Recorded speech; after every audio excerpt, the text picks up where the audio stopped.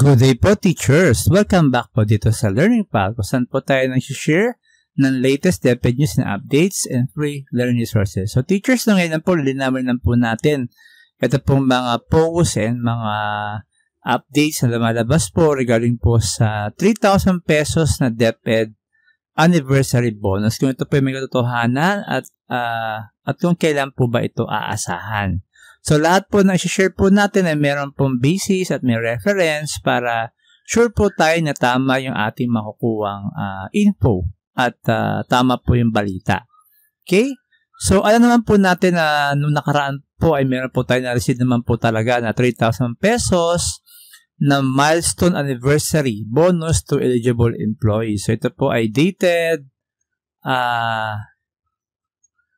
June 22, 2023. Kaya nga po marami ngayon lumalabas dahil June na po. So, marami po nag-i-expect na meron po tayong makukuwang milestone anniversary bonus. So, ito raw pong milestone anniversary bonus ay binibigay for DepEd personnel not exceeding 3,000 pesos provided that they have rendered at least 1 year of service in the department as of the date of the milestone year. So, ang tanong na lang po ay kung meron po ba tayong aasahan, no?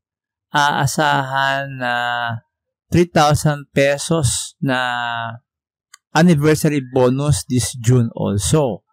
So, ang nakasaad po kasi dito sa administrative order dated March 28, 1996, a milestone year refers to the 15th anniversary and to every 5th year thereafter.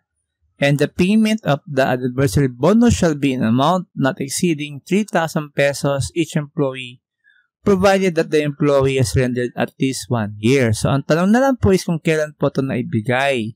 So, ito po naibigay noong 2023, kung ang sabi po rito ay every 5th year thereafter.